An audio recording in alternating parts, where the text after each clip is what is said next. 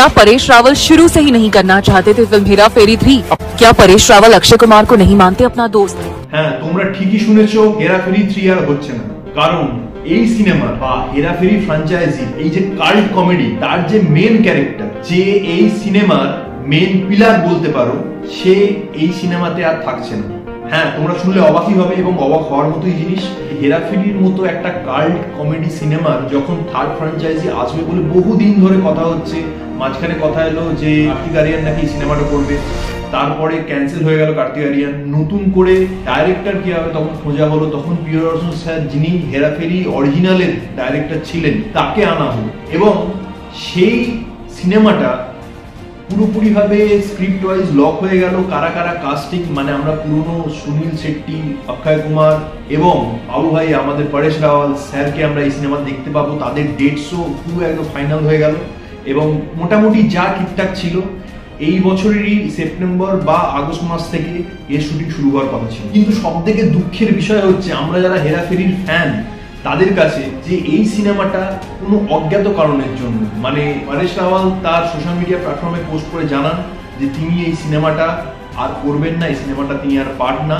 কারণ হিসেবে তিনি যদিও কোনো কারণ এখনো অব্দি কোনো পরিষ্কার করে বলেননি। তিনি জানান যে কোনো ক্রিয়েটিভিটি নিয়ে কোনো মতপার্থক্য হয়নি বা কোনো রকমের কাস্টিং নিয়ে কোনো সমস্যা হয়নি, কিন্তু তার নিজের কোনো পার্সোনাল রিজনের জন্য তিনি এই সিনেমাটা আর করছেন না। অথচ কন্ট্রাক্ট সাইন হয়ে গেছিল, তার সম্ভবত সাইনিং অ্যামাউন্টও হয়তো দেওয়া হয়ে গিয়ে থাকতে পারে, যে কারণের জন্য তারপরে যেটা সব থেকে মারাত্মক একটা খবর এসছে, অক্ষয় কুমার স্যার তিনি পরেশ রাওয়ালের ওপর কেস করেন 25 কোটি টাকার একটা ডিম্যান্ড করে। সেটা কেন হয় সেটাও একটা ইন্টারেস্টিং স্টোরি।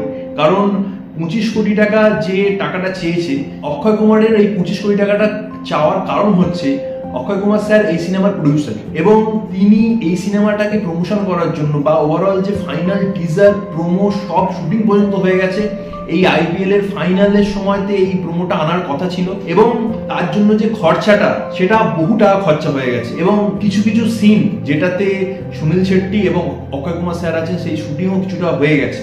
তো এই যে খরচাটা হয়েছে তার স্বরূপ 25 কোটি টাকা একটা মানে ফাইন মতো সেটা পরেশ রাওয়ালের কাছ থেকে চাওয়া হয়েছে কোর্টের হেল্প নিয়ে এবং দেখা যাক সেটা পরেশ রাওয়াল দেয় কিনা এবং পাশাপাশি আমরা নতুন করে পরেশ রাওয়াল স্যারকে এই সিনেমাতে আসতে দেখতে পাবো কিনা। কারণ তোমরা সবাই জানো যে হেরাফেরি ফ্র্যাঞ্চাইজিটা পরেশ রাওয়াল স্যার ছাড়া অসম্ভব।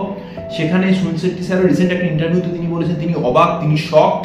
পাশাপাশি এই সিনেমার যিনি একদম কর্ণধার বলা যেতে পারে, যিনি এই সিনেমার ডাইরেক্টর প্রিয়দর্শন স্যারও বলছেন তিনি অবাক, তিনি শক। তিনি এর আগে পরে কোনো খবর জানতেন না, এই খবরটা সোশ্যাল মিডিয়ায় শোনার পর প্রিয়দর্শন স্যারও পরেশ রাওয়াল স্যারকে ফোন করেছিলেন কিন্তু তিনি কোনো ফোন ধরেননি।